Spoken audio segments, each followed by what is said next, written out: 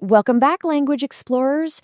So, if you're a foreigner who's just started learning Thai, you've probably realized by now that it's this incredibly beautiful musical language, right?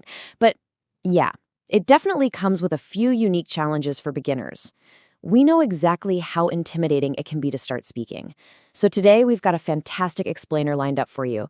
We're going to make things so much easier by completely demystifying the notorious Thai K family words. These trip almost everyone up. But I promise, by the end of this explainer, we'll have the exact tools you need to handle them with total confidence. Let's just be honest here. We have all been there. You walk into this lovely little street food stall, or maybe a nice restaurant in Bangkok. You sit down, smile at the waiter, and confidently try to order a simple, delicious plate of rice.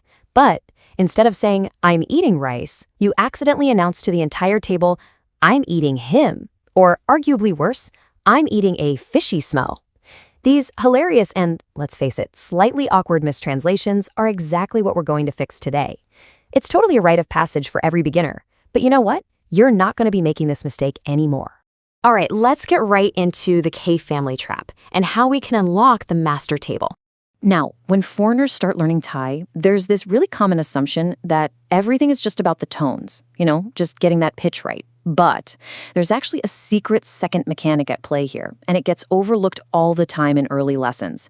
That mechanic is vowel length. See, in Thai, it's not just about the pitch you use, but how long you actually hold the sound in your mouth. Looking at this master table, we've got these 5 words that sound almost entirely identical to the untrained ear. Khao, khao, khao, khao, ka. But their meanings? Fishy, enter, rice, white, he or she. They change drastically based on this matrix of tone and vowel length. We're talking mid, falling, and rising tones perfectly mixed with short and long vowels. This is literally the matrix you have to navigate just to talk about your lunch. So let's break out the influencer's cheat sheet. First up, rule number 1, vowel length. Okay, if you can master this one single trick of vowel length, you're going to instantly solve half of your pronunciation problems. It's a real game changer, and it'll make your spoken Thai significantly easier for locals to understand. To make vowel length actually stick in your brain, let's make it musical. Short vowels, like in the word call, are kind of like a quick, sharp tap on a snare drum. Call, call. It's fast, it's percussive, and it ends really abruptly. This is the exact length you use for words like enter or he. Now, on the flip side, long vowels, like in the word Khao, are like a long, smooth pull on a violin string. Khao, you literally and physically draw the word out in your mouth. This is what you'd use for rice or the color white. So just remember, drum tap versus violin pull. Call versus caw. Moving right along to rule number 2, visualizing Thai tones. All right, so we've got the length down, right? The drums and the violins. But now we really need to shift our focus to the actual pitch. Tones can feel incredibly abstract, almost like trying to catch smoke. So let's make them super concrete by tying them to emotions you already know exactly how to express. First up, the rising tone. This sounds exactly like you're surprised and asking a question in English. I actually want you to practice this out loud with me right now. Ready? Huh? Your voice dips low and swings high in surprise. Huh? That is your perfect rising tone. Next, the falling tone. I want you to imagine letting out a heavy, exasperated sigh or giving a firm, absolute command to a naughty dog. No! Your voice starts high and just drops down with total finality. No! And finally, the mid-tone. Just think of a flat, steady robot. Literally no emotion, completely level voice. So to recap, we have our surprised huh, our firm no, and our steady robot. See? Instantly recognizable.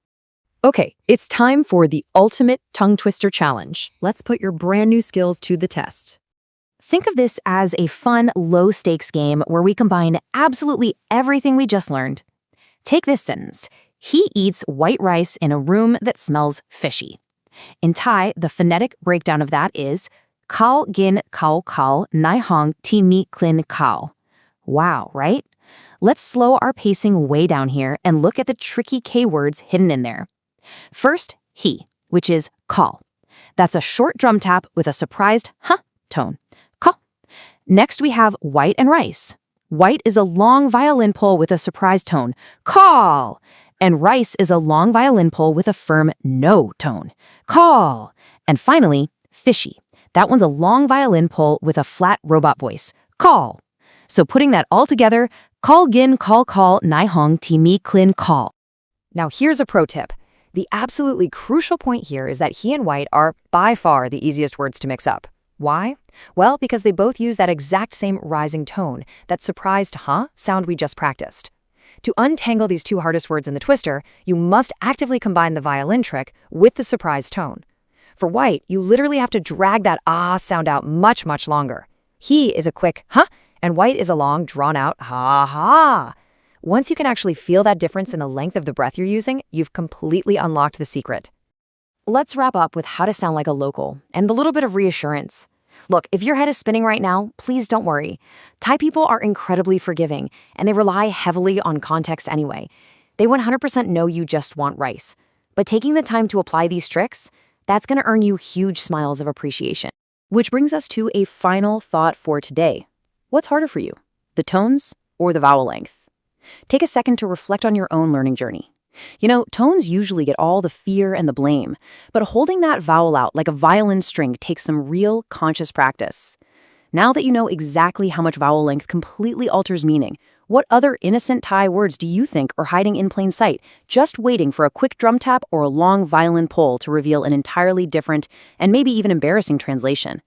Keep exploring, keep practicing, and I'll see you in the next explainer.